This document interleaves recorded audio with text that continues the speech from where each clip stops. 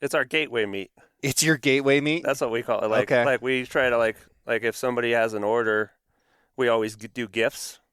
And if they haven't ordered pork, we'll Yep. like throw a couple pork chops in there for their order and be like, here, just enjoy it. And then Gotcha. they like come back like scratching their face later and they're like, I don't know what that was. but Give me some more. yeah. No, it's Yeah. I mean the hogs really do stand out in what they are and the flavor and the fat Yeah. that it's unique enough that it's pretty special.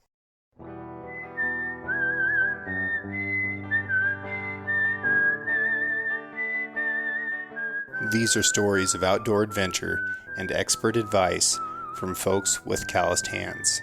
I'm James Nash, and this is the Six Ranch Podcast.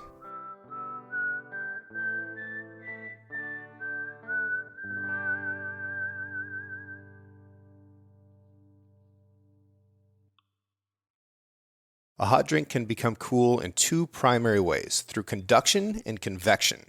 Conduction occurs when two objects touch each other. Imagine holding a piece of ice.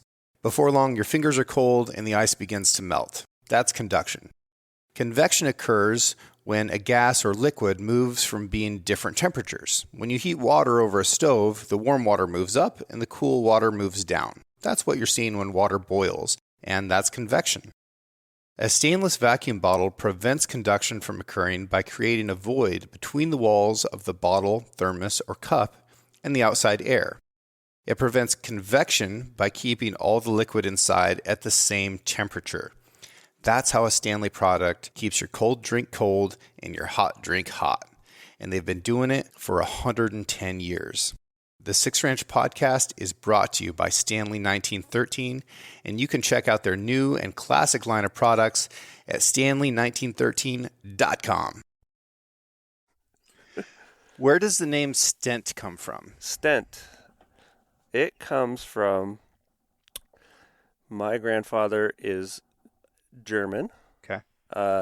They would have been fourth generation, Okay. I believe. Yeah, fourth generation. I don't know all the particulars of the name, but I do know that it's German. But I'm kind of a mutt when it comes to everything that I've come into who I am. Yeah, I mean, most Americans are, right? It's Yeah. nature. No, I'm good. Like my grandmother's Hawaiian, Oh, really? Spanish, Yeah. Mexican. Oh yeah, it's And somehow you ended up becoming like a 7-foot tall, blue-eyed, blonde-haired white guy. yeah, yeah, exactly. How long had your family lived in California? I think 3 generations. And where at? Three or four. Yeah. Where at in California? We all grew up on the coast, Central Coast. You know, we were actually pretty close to. Everybody's like, "Well, where'd you grow up?" And I'm like, basically in the middle of nowhere, in the middle of everywhere. Right. 45 minutes from Silicon Valley, but lived in a small town. 61 kids in my whole high school. Yeah, it was a great place to grow up. It's amazing how quickly you can get out of some of those population centers. Yeah, and how terrible it was to leave. You were kind of trapped because it's like you got to go through the bear. Like to go on vacation, it was always strategic. Like, well, if we leave at this hour, it takes half as long to get there. Right. You know, just traffic and whatnot. But I never knew really what traffic was. You know, I thought it was like here when the rodeo's in town and, you know, you might have to stop at an intersection for, you know, more than 10 seconds to turn. And I'd never driven in a place that even had street lights before I moved to just south of Washington, D.C. yeah, And traffic there, like to get from D.C. to Quantico, it could take you 45 minutes or it could take you 6 to 9 hours. yeah. So how do you like plan around that? And it was such a curveball over there. It wasn't necessarily, you know, there's an ebb and flow of normal tidal traffic, but there was also just pure chaos traffic. Well, and I just think about how much of your life is, you know, people that's their grind. Yeah. Like where, at what point, you know, I mean, it's, Yeah, there's people that commute from Richmond to DC. Yeah. Um, that's brutal. But also, like, when I was stationed in North Carolina, my commute would be anywhere from 35 minutes to, an hour and a half, depending on what it was like to get on and off the base. And I really enjoyed that time. Yep. Fuel didn't cost then what it costs today, so that probably helped, but it was really mentally nice for me. And there was a bridge going on to the island that I lived on, and that physical barrier was like mentally very healthy for me. So when I went to work, when I went over the bridge, it's like, okay, game time. Make all the decisions, have your mind right, and then at the end of the day, I was, so angry and exhausted and everything else that as soon as I came over the top of the bridge, it's like, okay, I'm good. I can leave that life behind me. It was my switch. Yeah. Yeah. Well, and I think having that as a part, it wasn't my day to day. It was just to leave. My day to day was a 2-lane highway, same thing, small town, a blinking red light to let you know that there was an intersection, so you didn't kill somebody. Right. Walking out of the taco stand. But that was it. But having to go into that there really, I think, taught you a lot about anxiety a little bit, because you're like, man, you could either be a victim of this, or you could be like, well, this is the challenge today, and it's like, well, it's like trying to get through and be smart, and like you just learn so much and about the road, and like, oh, if I stay in this lane until I get to this sign and then I start merging over, it almost becomes a game of sorts, of strategy, as opposed to just like, well, this is my life and not going to check into it. But I don't know. I'm glad I don't deal with it anymore. Yeah. I never got a carpool lane violation. But you should have. Oh, for sure. I figured if I ever did get caught, it was worth it for all the times I got away with it, because that saved years of my life. Yeah. Yeah. So. You're many things to me. You're a friend, you're a hunting buddy, you're somebody that I bounce ideas off of. You also are a producer of the best pork I've ever had in my life. And I really enjoy you as a person, and I always have. But how would you define yourself? Like, would you consider yourself a farmer, a cowboy? Ooh. Yeah, I ended up being a lot of things that I didn't think I would be. Growing up where I grew up, there wasn't a lot of opportunity to do what we do today. And we just thought of a lot of our ideas were far-fetched. When Aimee and I met, I was like, oh, wow, I like you. So it was like third date, I quit my job and moved 7 hours. Really? Yeah. I was like, may as well. She seems worthy, that's a lot of commitment. Yeah, you don't want to talk about anxiety, trying to find the right one. Yeah. Aimee's great. Oh, 100%. Yeah, I don't blame you at all. I mean, she's a one-of-a-kind human. And you guys collectively created one of my favorite humans. Oh, man. Yeah. So if you guys want a little look into little Madeline, she's gonna be the star of a video that we're gonna make later tonight about some goose that she was a part of getting. She cannot wait. Yeah, she cannot wait. She's awesome. Oh, she's great. I mean, I remember the first time she had seen a dead elk you had shot with somebody on the ranch, and her experience to that, and thinking about all the life and food and that connection to it, and it's really beautiful, and she really does steal everybody's heart. Yeah. And not like emotionally, like physically, deer hunters out and be like, hey, can I have your heart? And they're like, yeah, so because her favorite food is heart. Yeah. She's it's hilarious. Her first food was, first meal she ever had was lamb heart, and it's been really. Yeah. And we did have heart that night. My friend Josh Wee from Paladin 33, he shot that elk. I think it was his first elk, Josh is such a great guy and has such a cool company. But anyways, you guys offered to cook that heart up for dinner, and I just saw Josh a couple months ago, and that was the thing about that hunt that he remembered was going back over to your place and eating heart that night. Yeah. Yeah, and it seems like that's got to seem weird. I can imagine people who are not involved in ag or hunting who are listening to this show, like wondering how this could be. Like that was the first time he'd ever met you. This is the first time your daughter had ever seen a dead elk. I've got a little video of her, and she gets to like poke the eyeball and, figure it out. And, you and Aimee and her are all sitting there as I was, skinning out and quartering this elk and, talking about what was going on. Well, do you think she was 2 at the time? She would have, if it probably would have been just past 2. Yeah. I don't think she was quite talking even yet. Yeah. Maybe. I'd have to think about that. Yeah. Where she's almost 7 now. So, but I'm getting us sidetracked. What do you do now? Like, what would you say you do here? Well, we somehow ended up owning land and running a direct market meat business where we raise all the meat. Most of it. What is direct market? Direct market means that we're raising it on our land.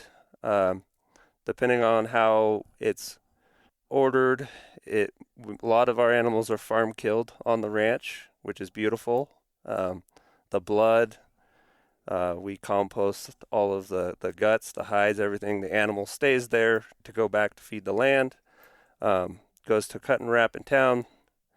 We bring that meat back to our freezer, and then we say, hey, like this weekend when I'm doing a meat run, and we're like, hey, I'm bringing you your meat, and anywhere between a quarter to a half to a whole animal is going to show up at our delivery location. You're going to show up and you're going to meet us, and you're going to get a ton of meat all in one shot. It has been great for us with this model. Everybody told us not to do it. I didn't say that. No, you didn't. Because we've been doing that for 30 years. Yeah, and there is, and it is so hard. The hard. Yeah. The thing is if it wasn't for Aimee and I and the team that we had, the two of us, and the amount of work that it takes to be the middleman, right, is really a lot. I think we have probably around 400 homes that we sell meat to now. Yeah. And we're delivering that product to them. Some people we see once a year, and some people they like to order smaller and, 3 to 4 times. But I know all of our customers now almost on, first name basis. I see their name so many times on the boxes as we're ordering. So somebody shows up and they say their last name. I'm like, hey, John, how's it going? You know? And also trying to take the time to learn who our customers are and be able to have them have connection, because really, most of them haven't seen our place. Right.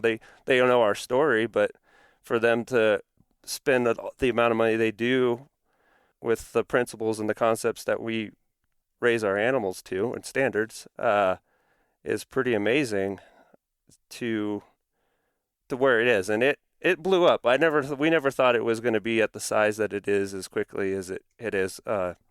COVID was great for us when it came to selling meat. Everybody, everything was out of, all the grocery stores are empty, and we just opened the doors 3 days before all that went crazy, and it was like first year we sold out so quick. Yeah. But it takes a lot. You can't just say, hey, I'm going to go and start doing this tomorrow. I mean, we're planning a year in advance. We're already harvested. We're killing pigs that are going into freezers that the boar hasn't even bred yet. Right. In our planning schedule, because as processing is such a bottleneck for us. So get in and get your spot early. So, and I want to talk through some of that and talk through like what does it mean to buy an animal on the hoof? Yeah. How does USDA affect this stuff? We'll get into all that probably. You guys don't slay me if we get sidetracked here. Best intentions. There's too much. talk about. Well, we'll do our best. What are the products that you guys produce right now? All right, so we raise beef, pork, What kind of beef? Angus cross. Nothing particular yet. We gone down another rabbit hole. We do actually have a herd of Wagyu cows, Yep. full bloods, that we are being the cow-calf producer for another feller that he's gotten older and he didn't want to do a dispersal sale of his cows. He couldn't do everything. So he's like, why don't you guys take the cows? I'll beg the calves back. So we have Wagyus. They're very interesting. So you guys have the Wagyus, but is that going to be a meat product for you? I don't know yet. Okay. You know, they are so specialized in the marketing of them, and we try to, we try to be just a little bit more expensive than Safeway. Yeah. Not saying that I don't know, maybe. Right. But when you get specific, it's hard to go back to being general, So what we do, we did beef, pork. We raise lamb as well. And then we do chicken, and no longer duck. Ducks no more. Ducks no more. I got to eat 2 of your ducks. Those were good ducks. Yeah, that is. But they're a lot. We love them. They are great. They are a great resource, or a great animal for our land. They do a great job on all of our irrigation ditches and clearing and moving stuff around. We could strategically put them in spots. But what it comes down to is the cost of the duck, the cost of all the feed, and then the processing is ridiculous. Like, it costs us almost $18 a duck to just get it plucked. Yeah. So, I mean, at that point, you're like, what's left over? We ran all our numbers, and we were making like maybe $3 a duck after all our cost. Yeah. Without paying ourselves labor. So, yeah. Which, I mean, we can't do maybe we'll raise a few, but we're not going to do a bunch like we have been. Well, I mean, we'll just stick to hunting wild ducks. Yeah, exactly. Not at all the same thing. Yeah. But still pretty good. For sure. What? Maybe. I don't know. Farm ducks. Well, I guess there's a scale of wild duck and what it's been eating. Sure. You're right. You go eat a marsh duck that's been living in some brackish water. You may as well just go catch a fish. Yeah. It'll taste better. Yeah. But then you get the ones that are on a high carb grain diet, and sure. And those are just nice, delicious. Grain fed, Monsanto mallard. Oh yeah, man, that's bright yellow fat that it packed down from Saskatchewan. It's pretty good. Yeah, we hunted a lot of rice ducks in California, and they're really good too. But yeah, I've heard from the guys in Arkansas that mallards that are eating rice have a different quack. Different quack. A different quack. Yeah. How does that sound? It affects their quack. Well, it's a different fat. It's a white fat. Is it? Yeah. It's like a clear white fat. No kidding. It's not yellow. Huh. Yeah. So it must lack keratin. Yeah. Yeah, no, it's different. Yeah, they render out different too. Yeah. Well, tonight we're going to have some goose prosciutto sushi. Gooshy. That's I didn't even know that sushi was part of it, so that's awesome. Because Madeline was like, "Oh, we're having," because she had called you to talk to you, and she said, "Dad, we're gonna have some goose sushi," and I said, "All right, that sounds." So how is it defined as sushi? Like, I don't know. Everybody gets so mad at me about what I name the stuff that I'm doing. And I think that the problem is that there's enough originality in what I'm doing that there isn't established names for it yet. Yeah. Or if there is an established name for it, it's already been lost to history. Yeah. But what I did with these geese is I plucked the breast and breasted them with the skin on the breast. I rubbed thyme into the flesh side, and then I buried them in kosher salt in a wooden box that I made for the occasion. And I kept them in there for 10 days, and that salt turned rock hard. I had to break it with a hammer, and I got the goose out.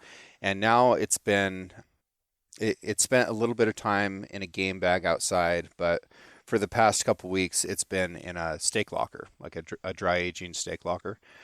And I think it's just going to be perfect. I think it's going to be perfect. So I'm going to take a torch and I'm going to torch up that skin and get it a little bit crispy. And then I'm going to cut it nice and thin, and we're going to treat it like sashimi. Very good. And then I've got, a bunch of fish, and I'm going to make actual sushi to go along with it in case this is a disaster. But it doesn't have a name yet, so Gushi. Gushi or Gushi or we all died. Who knows? Yeah. No. We named it is don't do that. But yeah. Yeah, I think we're going to be all right. No, it'll be good. That's fun.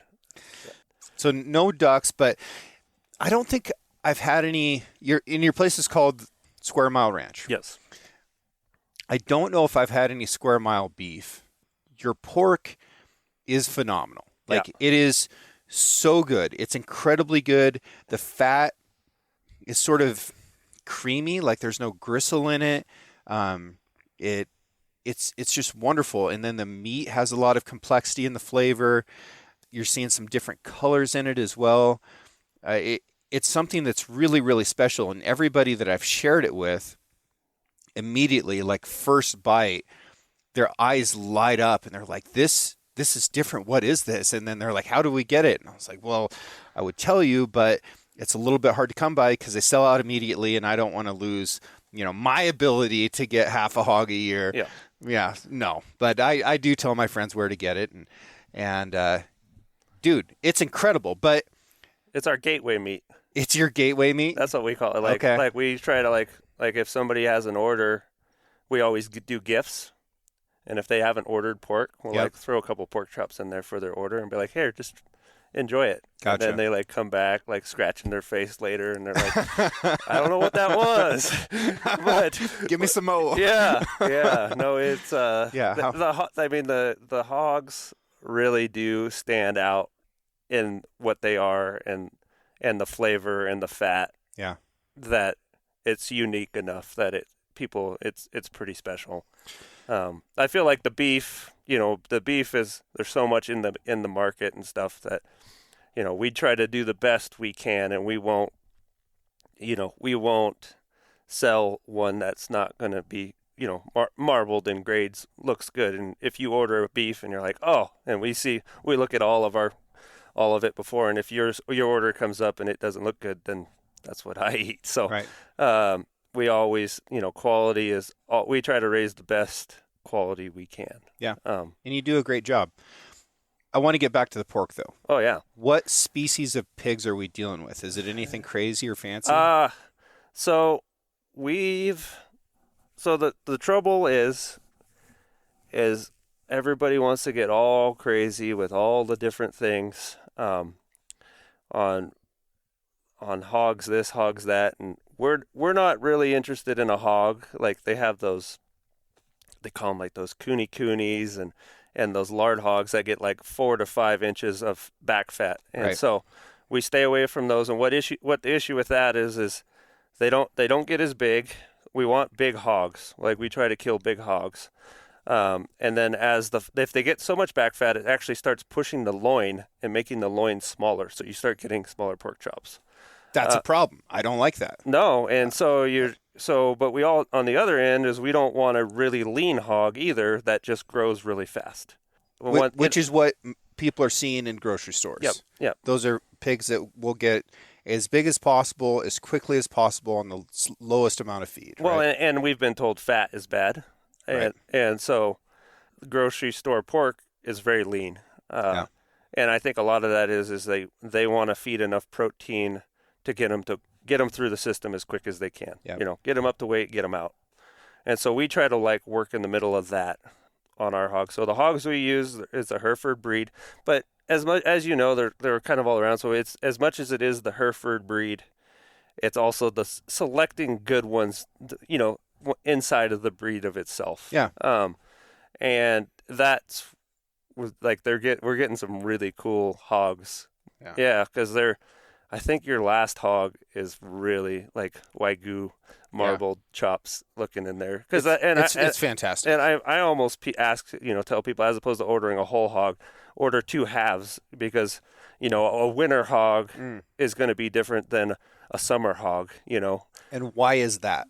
Well, winter hogs are always the fattest because they don't do anything but eat and sleep. But what are they eating in the winter? They're just eating. We just have a chopped wheat ration that we're chopping at our neighbors. So. And then what are they eating in the summer? The same ration, but they're also out rooting around, way more active. I mean, and daylight, like they're afraid of the dark, So like hogs are, if it's dark, they're not outside. They're sleeping. They're pretty. So, but the summers are so long. They're so active that they're probably just. And they're hot and wallowing and doing everything else. So it's a different pig. Not saying that it's better or worse. It's just those pigs we can actually grow bigger in the summer because they don't get as fat.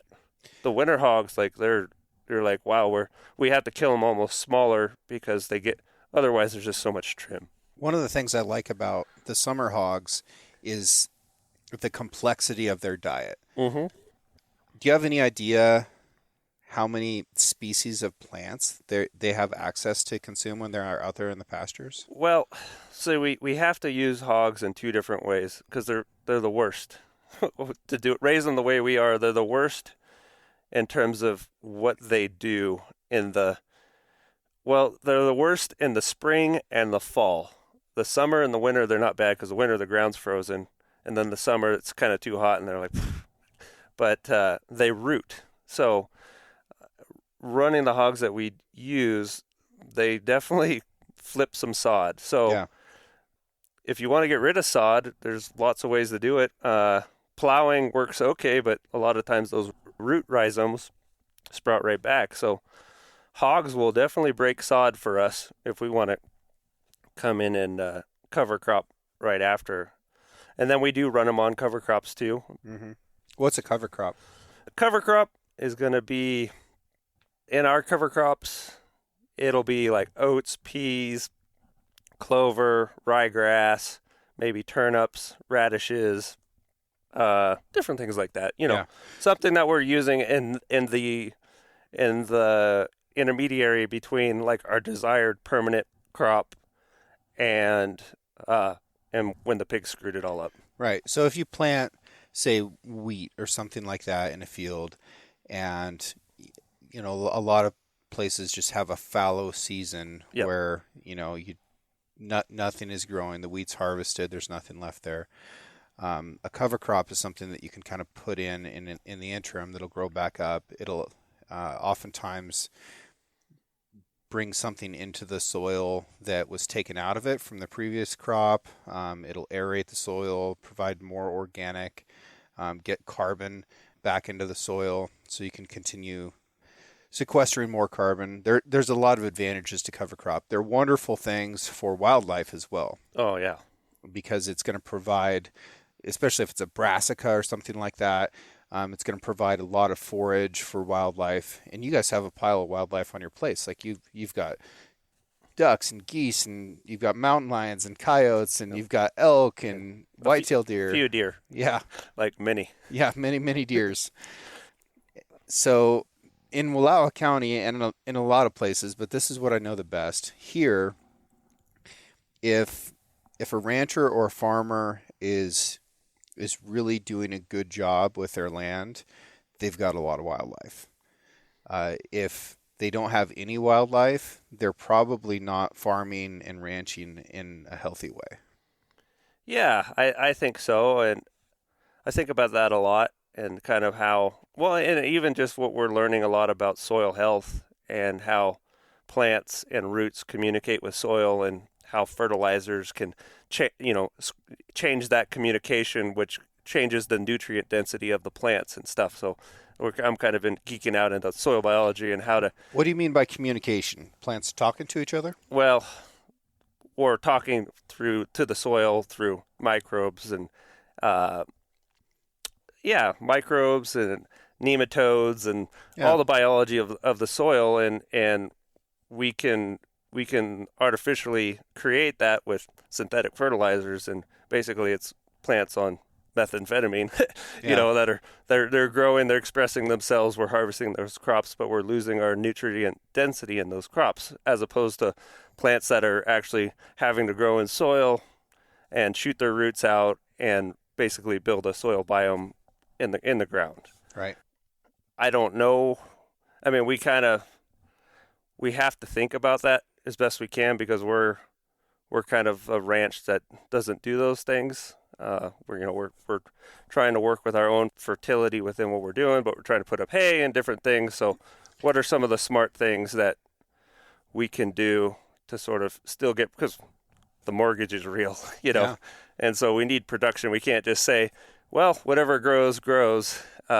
We need to be strategic with the way that we run our livestock and our planting and haying and whatever else we're doing, just because we need some production, because the bank takes no prisoners. Right. Yeah.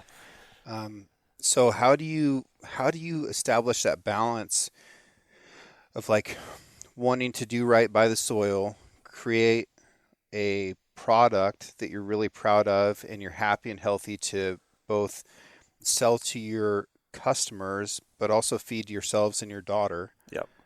When you know that if you just buy some fertilizer and buy some chemical, then you can, in the short term, grow a lot more. Yeah. Well, like, how do you manage that balance? Well, I think the pigs aren't that difficult, because they're an omnivore, and we're supplying them with their food. The poultry, the chickens, they're an omnivore, they're on pasture, but we're supplying them with their feed. The cattle, they got to run off the ranch, and this is where I sometimes have a rub with some of the very ecological minded folks in grazing and taking the idea of, well, this is how I create the best land. And if I was going to graze my ranch, this is a rabbit hole. But if I was going to graze my ranch in the best interest of my land, then I probably would not have premium beef to sell to my customers. So I have to try to find a balance in that. And so in theory, what that means is that I need there to be enough grass there that the cattle are eating it, and that it's going through them at the right speed through their stomachs, and it's not too fast, not too slow, just right, where they're content, they're putting on a lot of weight, and life goes on. The trouble with that is you're not letting your grass get really, really tall. And in Wallowa County, if you have your cool season grass, which cool season grass is a grass that grows till, I'm not sure what ambient temperature or the soil temp gets a certain temp, it just goes, it goes 9-9 for the summer. Until the 1st of July. Yeah. And then you're like, oh man, so our sort of trick to that is to never let it reach sexual maturity. Yep. So when a plant reaches sexual maturity, it's putting out a seed head. Yep. And not saying that we do it for the whole ranch, but if we can move cattle at the speed where the grass is, say, 10 to 12 inches tall, and they're eating it down to 5 inches tall, and they're just eating the tips of that grass off, and that's going to be the most tender, palatable, full of carbohydrates, not proteins, are going to make cattle very fat. And that's sort of the game that we have. And that's the trouble with Wallowa County, because we grow so much grass here. What do you do with it all? And there's a point in the year where we can't keep up with all the grass that grows. Yeah. And that's what we put on our haystack. Yeah, you catch a warm day after a rain in June, and you can watch the grass grow. Yeah. It is just rocketing towards the sky. And it's a special thing to look out in a pasture and not be able to see your cattle because the grass is over their backs. But if you want that grass to continue growing, you have to have eaten it down before it can get to that point. Yeah, and not eating it down to detriment, but eating it to the point where it thinks that it still has it still wants to keep going. And we have so much abundance here. It's beautiful. Yeah. I've never been in a place like this. I've lived in it. I've ranched everywhere in a place of scarcity, and that wrecks everybody. Yeah. The mentality, the community, Scarcity is just rough, and I love it here. Yeah. The trouble here is how do you convert abundance into, money? Well, and we have we have a scarcity of abundance because it doesn't last for very long. Yeah, and distance to market. Yeah. Well, one of many problems. But if you don't make it in May and June, Yeah, you lost. yeah, You lost the whole year. yeah. If you're really depending on grass for a cattle operation. How does wildlife and sort of wildlife habitat management play into what you guys are doing on Square Mile Ranch? Like, is that a consideration for you? We have been doing work on my dream someday is on the highway ranch is to we have a drain, so we call that place is the butt crack of the valley. So everything, all the ranches around us either drain to the river or they drain to that property. Yep.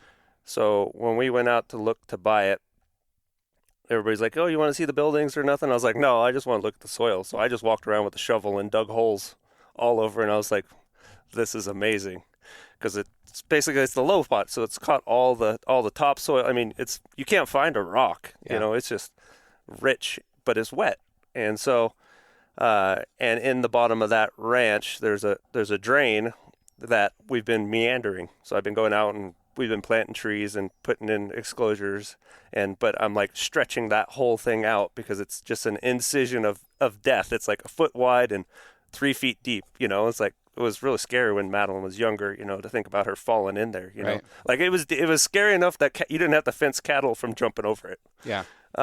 And so we've meandering it. So my dream is someday to go out there and catch a trout in my own little stream that I'm sort of putting together on the ranch that runs cool, clean water. So that's awesome. Yeah, I want it to be full of trees because there's like 7 trees on that whole property and they all have names. So it's like how do we create that space? And I don't know, the deer. There's so many deer that I don't have a lot of love for them. Not that I hate them, but when you see like 200 deer out there in a herd, you're like, wow, they're nipping grass and taking it to a height that I'm uncomfortable with for the plant's perspective. Yeah. But we have elk in the river bottom, so that is awesome. I have elk on a ranch that we have, and I never in my wildest dream did I ever think that was going to happen. Right. To go down there and be chasing a bugling bull, through the cottonwoods at 40 yards, just crawling on my belly in my blue jeans and cowboy boots, just seeing how close I could get to him just for fun, Yeah. And we're really fortunate that our water is abundant here, and we can actually leverage some of our water for the salmon and the steelhead in the river, which helps with our payment of the ranch and for the fish, and we're fortunate that we still have. If they were extinct, that wouldn't be an option. So the fact that we're still getting steelhead and salmon runs all the way here, it's amazing to me. Pretty big deal. Okay, so back to the whitetail. A lot of people from the hunting and sporting community really feel like, more is better. And we see it in the names of these conservation organizations too. It's Pheasants Forever. It's Trout Unlimited. It's Ducks Unlimited. It's never enough, kind of, is another way to look at that. And if you look at the management objective for people who are a big fan of, turkey or whitetail, their ideal number would be more. However, what you're talking about is a little bit different situation. Like you have a really high population density and a large population of deer. So a lot of deer in a small area. How much is a ton of hay worth last year? Whoa, in that alfalfa where the whitetail like to be? Yeah. Like put up right? Haven't figured that out yet. I'm still, no. Yeah. Probably in that $250 to $300 range in the field, I guess. Yeah. So 200 deer are probably consuming around 2,400 pounds of food per day. What I always figure on a ruminant is 3% of their body weight. Yeah. So yeah, when we had elk coming in, for every 100 elk, it's probably costing you between $240 and $300 a night. Yeah. Yeah. Yeah. And it's not like you have that they're eating, not just stepping on. Yeah. Yeah. And it's not like you have this massive margin, this profit margin where you can accept that kind of loss. Yeah. Like it's a hardship. And I think that that's something that sportsmen tend not to understand. Yeah. Well, look where all the deer are at. You know, they're not running around out in the public land. No, when I was driving to town today, there's 50 head of elk 100 yards from the highway. Yeah. And it wasn't like they'd gotten busted out of some place and were stressed. They're just hanging out eating. Yeah. And one, it's the middle of March and they're starving to death. Yeah. This is the hardest time of year for animals. Well, and the teeth in the hills. Yeah. I look at we have a herd over on one place, and they've been there for 2 or 3 months, and the neighbor's he's like, I got a bunch of standing Timothy that, didn't get cut, and they're just laying out there eating it. And he's like, I love looking at them. It's fine. Yep. And I'm like, yeah, because I was up in those hills elk hunting earlier this year, and I saw a lot of wolves. Yeah. And they're like, I don't blame them. Everybody's just trying to make a living. So it's hard to find that balance of my convenience and their inconvenience. Right. In life and where it's going. So there's a couple reasons that a lot of this wildlife is ending up on private land.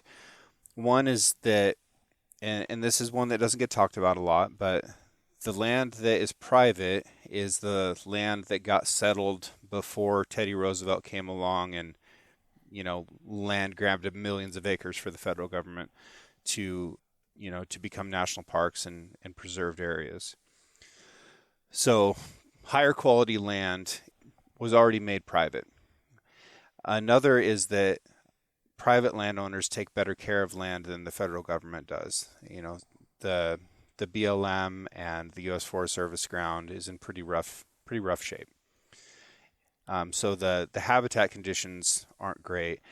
And then you've got typically better forage as well on the private land. And then like you're talking about, there's much less predation. The wolves, the lions, the bears, they're just not on these populated areas nearly as much. Well, they have to run the gauntlet to get to our place, not the river piece, but the highway piece.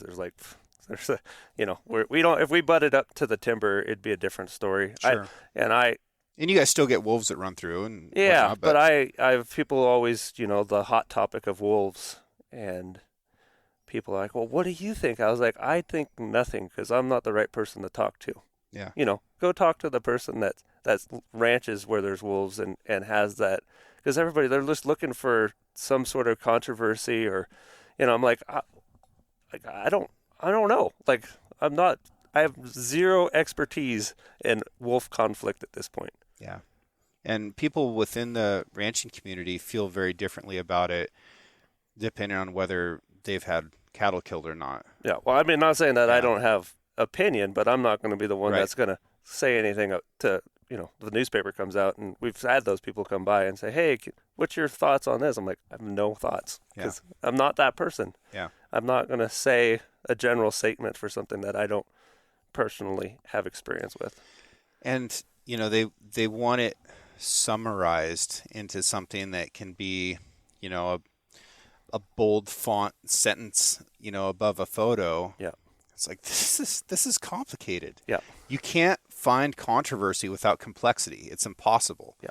So if somebody tries to summarize it into simplicity, then they're missing so much of it that, it's almost not worth talking about. Well, and most people don't want to go and just listen to a person as a person. We're all, it's amazing that we all can speak the same language. Yeah. And still can't speak to each other. Right. It's like, how do you want to be lonely? Go to the city. walk around there and say hi to people. You want to talk about people being scared, at least here people talk to you. We all talk Yeah. to each other. And so I don't know. A lot of people like that anonymity of living in town. Yeah. Um, I've got friends that live in big city populations, and I don't always love going to town here because it's going to take me 4 hours to make it through the grocery store because I've got to have 3 conversations in every aisle. And, truthfully, that's a pretty lovely thing. The other side of it is maybe I got stuff to do. Well, get a milk cow. You don't have to go to town. I don't like milking. I milked so many cows so much. Well, it takes less than 4 hours. Yeah, that's true. That's true.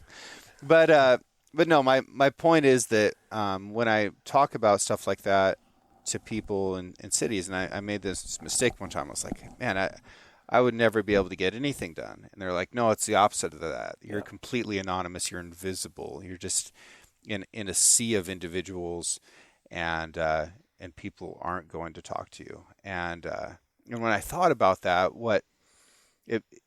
that's sad to me, and that wouldn't make me happy. And I don't want to take that away from anybody that lives in town. If that's what makes you happy, then I'm very happy for you. Very truthfully saying that. It's just not my speed.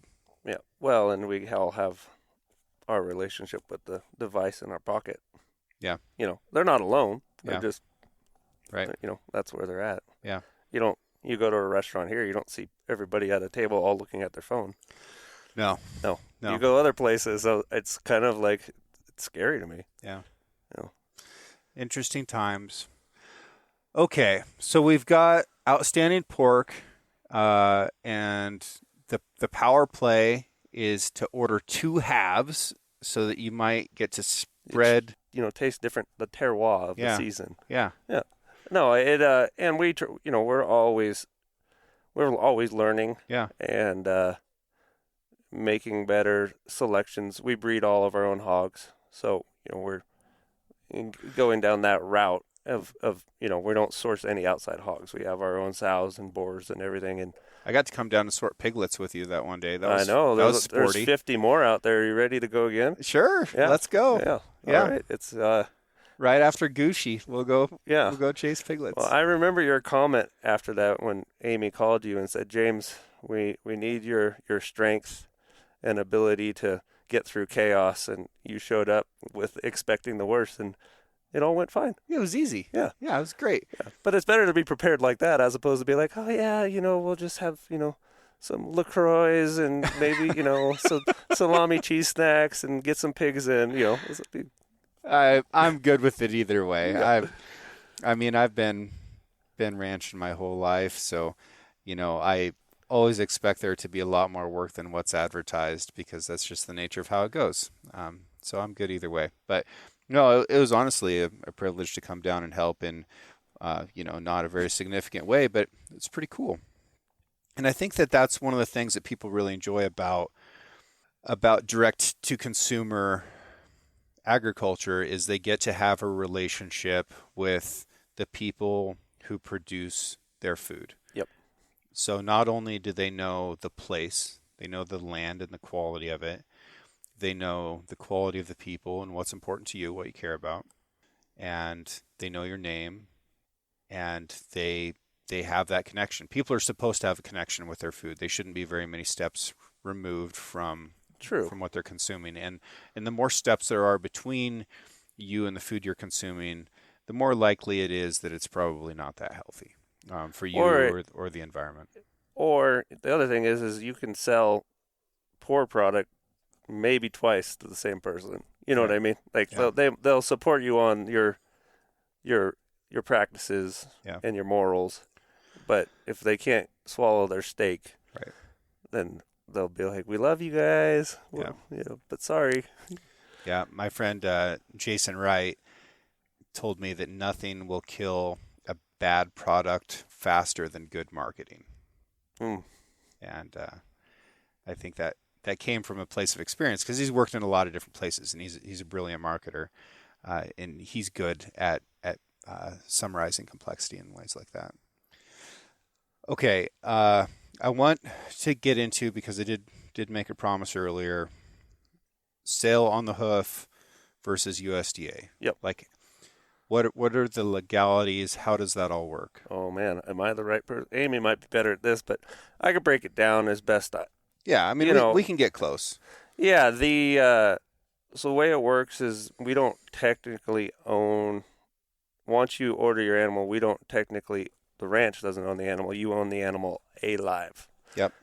We're providing the service of raising it for you. So that would mean that they're buying it on the hoof. Yes. So they're buying a live animal. Maybe even they're buying the future on a live animal. Like, it's not born yet, Yes. but when it is, it's yours, Yep. even though you live in Ojai, California. Yep. Okay. Yep. And so that's the way how we get through the exemption of the not it gets cut in a state inspected facility and a state inspected on farm slaughter trailer that comes out to do it, but it's not going through a USDA facility where there's going to be a lot of different things that those animals have to go through that process. So if you're buying meat from an animal that's been slaughtered commercially, it's been killed in a USDA facility. Yep. If it's an American, if it's not imported, but Yep. let's go ahead and say it's an American animal killed in America. It's killed in a USDA plant. That means that it can go and be commercially sold to a restaurant or grocery store. Anywhere you want. A commercial kitchen could cut it up Yep. and sell steaks. Yeah. And then you can buy a piece of that without owning the whole animal. Now, if me and my 3 imaginary friends all want a quarter of a beef, we can come in together and the 4 of us can buy this one beef cow. So we all own it together. Yep. And because we own this animal, then we can have somebody kill it for us, and we're the ones that consume that meat. Yep. So that is beef that's not for sale. Yep. Because we own the animal. You're picking your cuts. Exactly. You're doing everything. You're doing all of that, and we've just kind of made it easier for folks to go through that process. Now, how does that work with poultry? Poultry has its different ways to do it. We could actually we could farm kill our own chickens if we inspired to do that. Yeah. I do not. Yeah. We have options in our town here to even do state inspected poultry, where they have a building where birds can come in and come out looking like chickens. Yeah. You get the store on the other end. And then what we have to do with all of our birds, because of our scale, and we call it our lot size. Our lot size is so big that we're killing so many birds on one day when they're all ready that nobody can handle our capacity. So we haul our chickens to USDA. But I wanted to make a comment on if you bought a hog from us, Mm-hmm.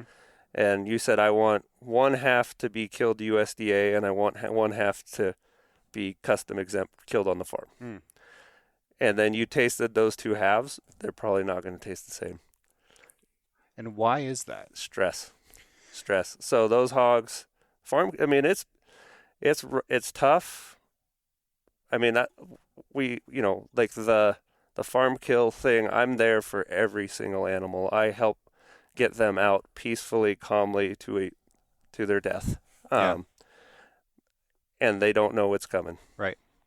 You put those animals that have lived their whole life out running around, and put them in a trailer, bounce them down the highway for 5 to 8 hours, and then they walk into a facility, lay on a concrete slab overnight with no food. So they're hungry, scared, and you have folks that have probably the worst job you can imagine, being in have to be in a sterile killing machine, and treat my pigs nicer. They just don't turn out the same. And we know that. We've done it for restaurants and said, hey, we've made exceptions trying to do different things, and our pork doesn't taste as good. Right. Yeah. As opposed to ones that they don't know. And it's basically their capacity to handle a certain amount of stress, and once they go beyond that threshold, then the quality of the meat becomes compromised. And this is something that most hunters know as well. Oh yeah. If an animal is stressed prior to getting shot, either through chase um, or being wounded, then hunters say that meat gets tainted, and they'll say, well, it's shot full of adrenaline. It's so much more complicated than adrenaline, Yep. but stress is wildly encompassing, and we know that in humans, it's one of the greatest killers out there. Like stress exacerbates every other health problem and makes it a Yep. lot worse. And stress can come in many forms, but the stress of fear and depravity and being in an environment where what they're smelling is a lot of death. That's a very stressful thing to an animal. And other animals that they don't know. Right. They're Yeah, just being you're in a also weird next to environment, this all that. guy, and you're like, he's not one of us, and is he going to beat us up or not? Because they all have their pecking order, and it's all sorted out. And Yeah. when they get around other animals, they get all machoed up, so they don't know if they're what's going on. It might be the fight of their life. They don't know. And I also don't want to be too critical of this, No. because what a big USDA kill facility also is incredibly efficient. And through that efficiency is able to get protein out to people in a way that they can afford it. Because although you're able to produce beef and pork and chicken in a way that is affordable to people, you can't do it for everybody like that. No. And nobody's going to want to Just go not spend that much money at one transaction. right. And have that big of a freezer. Right. I understand all the limitations to that for sure. So, I do want people to understand the difference between, a square mile ranch or a six ranch and, something that is at a lot larger commercial scale. But I also don't want to throw shade at people who are producing beef and going through those larger facilities. And I don't want people to feel bad about going to the grocery store and buying that meat. Yep. I just want you to understand the difference. And we do sell a lot of wholesale beef. Yeah. We're sending truckloads of beef, live animals that they're going to a kill plant, and because we have too much grass, we can't direct market our whole ranch. So, but looking at the data, and carcass weights, we measure all our live weights of animals that we farm kill, and then we measure the live weights of animals that get on trucks, and then we look at our carcass weights between the two, and we lose a bit of money. Yeah. Just because of the stress and the shrink in their carcasses. And then we also, every now and then, you'll turn up with dark cutters. Dark cutter is one that's gone so beyond the threshold of stress that it starts bleeding in its muscles, and the muscles become literally like purple. And that's a tough one, And so you're like, man. So it's like, but that's what we have to do it. Yeah. We can't convert our ranch into just direct beef product. We have too much grass, so we have to wholesale. Yeah. Yeah. There's a lot of challenges mentally of like how do we manage all of this? How do we manage for our own morals and ethics and resource objectives? And then like there's that idealism, and then you go outside and it's like, okay, how do we actually do it? Yeah. And you do your best is what you do. Yeah. And Well, what comes from that is just the best friggin' pork chop I've ever had. Yeah. And stay diverse. Yeah. It's like if for some reason something happens, one of us gets hurt, we have to just wholesale animals. Yeah. I mean, your buddy Eli, he's begging us to raise pork for him. Yeah. So maybe we're going to look into that. I don't know. You should. Yeah. Because he makes the best salami in the world. I know. And that'd be pretty neat. I know.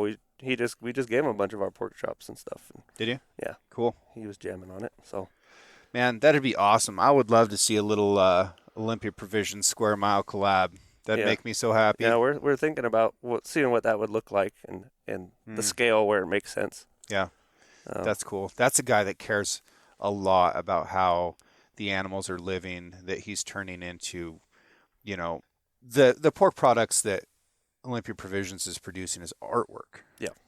It is artwork. And the fact that he cares so much, I mean, I just love Eli. Love you guys too. I need to go start making dinner. You do. You ready to do this thing? I Have am. some Gucci? Gushy. Yeah, I was making dessert, and Madeline said, "Is the souffle ready?" I'm like, "Souffle? One?" All right, Gordon Ramsay. Yeah, I was like, "Well, how do you even know what souffle is?" And no, we're making a Imnaha apricot cobbler. So yeah, so it is it's done, and Awesome. we're gonna be living high here in a second. Looking We forward already to it. are. Yeah, Good to see you, already are. James. You too, buddy. Yeah. Thank you very much for your time. How can people find out more about what you're doing? Figure out if they're in an area where they can actually access some of this meat? Yeah, we don't ship. Okay. So we'll bring it to you, but for the volume that we use, we can't. It's too much. We're better off just bringing a big 9,000 pound block of meat somewhere and handing it out to a bunch of people for ourselves. So Square Mile Ranch is the name of the ranch. You can just look it up. .com. And see what we do. We're not on social media very often. Sometimes. But you can see a lot of our story there and what we do, and really should share a lot more than what we do. But I don't know. It's like just life's going on and things are happening. But and maybe we can get some more pork slung out around to some close folks that are listening to this. It'll be fun. Cool. Or maybe we need to do a pig roast someday. I got the rotisserie. Yeah, we should. I know. Surprised we're not roasting pig right now. I know. Okay, so as always, the links to find these guys is going to be in the podcast description. And just a quick reminder that this show is brought to you by Stanley, and you can get 25% off of stuff from them, which is good stuff, if you use the discount code 6Ranch. I don't push that on you guys very much. I just want you to get a good deal on good American-made products like Square Mile pork and beef and chicken and some cool stuff. And lamb. And lamb. Yeah. I forget about lamb. Yeah. I've got a leg of your lamb out here in the steak locker right now. Man. Yeah. We'll go look at it. I want to. Okay. All right. Thank you very much. And catch you later. Thanks, James.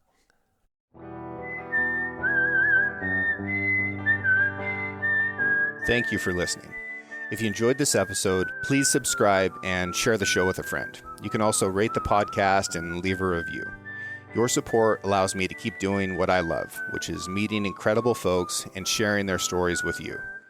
For more content and photos, follow the show on Instagram at 6Ranch Podcast or me at 6Ranch Outfitters. This episode was produced by Emily Brannigan, with original music written and performed by Justin Hay. Art for the 6Ranch Podcast was created by John Chatelain and digitized by Celia Christofferson. Tune in every Monday for a brand new episode of the 6Ranch Podcast. I'll catch you next week.